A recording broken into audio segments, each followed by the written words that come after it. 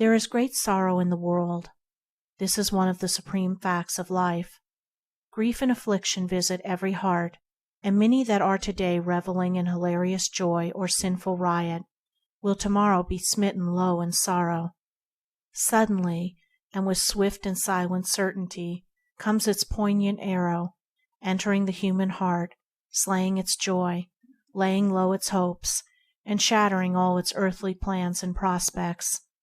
Then the humbled, smitten soul reflects, and enters deeply and sympathetically into the hidden meanings of human life. In the dark times of sorrow, men and women approach very near to truth. When in one brief hour the build-up of hopes of many years of toil fall like a toy palace, and all earthly pleasures burst and vanish like petty bubbles in the grasp, then the crushed spirit, bewildered, tempest-tossed, and without a refuge, gropes in dumb anguish for the eternal, and seeks its abiding peace.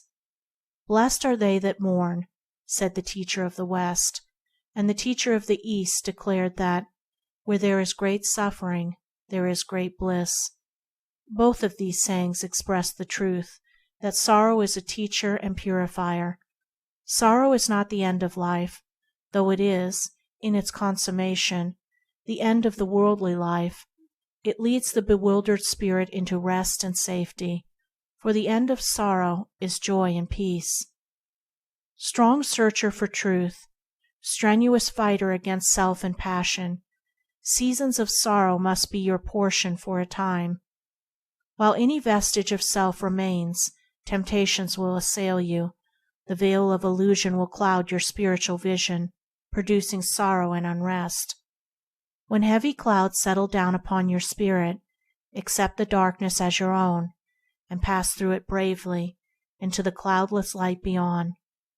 Bear well in mind that nothing can overtake you that does not belong to you, and that is not for your eternal good. As the poet has truly sung, "Not space nor time, nor deep nor high, can keep my own way from me." And not alone are the bright things of life yours, the dark things are yours also. When difficulties and trouble gather thickly about you, when failures come and friends fall away, when the tongue that has sweetly praised you bitterly blames, when beloved lips that pressed against your lips the soft warm kisses of love taunt and mock you in the lonely hour of your solitary grief, or when you lay beneath the sod the cold casket of clay that but yesterday held the responsive spirit of your beloved, when these things overtake you, remember that the hour of your Gethsemane has come. The cup of anguish is yours to drink. Drink it silently and murmur not, for in that hour of oppressive darkness and blinding pain no prayer will save you, no cry to heaven will bring you sweet relief. Faith and patience only will give you the strength to endure, and to go through your crucifixion with a meek and gentle spirit, not complaining, blaming no one, but accepting it as your own. When one has reached the lowest point of sorrow, when weak and exhausted, and overcome with a sense of powerlessness, he cries to God for help, and there comes no answering comfort and no relief. Then, discovering the painfulness of sorrow and the insufficiency of prayer alone, he is ready to enter the path of self-renunciation, ready to purify his heart, ready to practice self-control, ready to become a spiritual athlete, and to develop that divine and invincible strength which is born of self-mastery. He will find the cause of sorrow in his own heart, and will remove it. He will learn to stand alone, not craving sympathy from any, but giving it to all, not thoughtlessly sinning and remorsefully repenting, but studying how not to commit sin.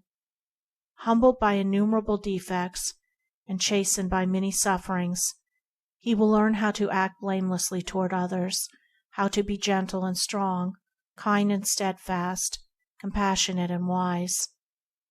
Thus he will gradually rise above sorrow, and at last truth will dawn upon his mind, and he will understand the meaning of abiding peace. His mental eye will be open to perceive the cosmic order. He will be blessed with the vision of the law, and will receive beatific bliss. When the true order of things is perceived, sorrow is transcended.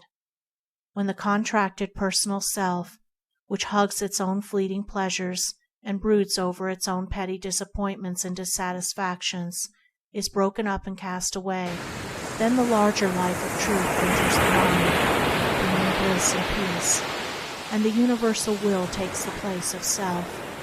The individual becomes one with humanity. He forgets self in his love for all.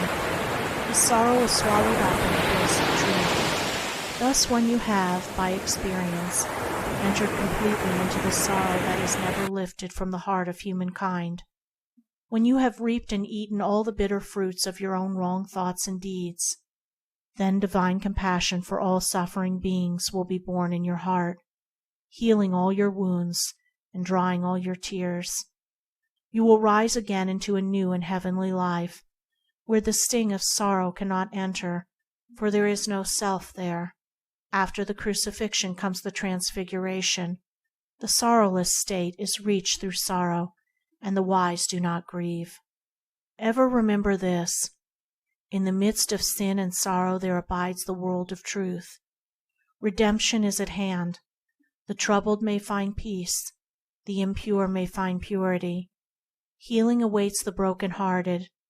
The weak will be adorned with strength, and the downtrodden will be lifted up and glorified. End of chapter 20. Recording by Andrea Fiore.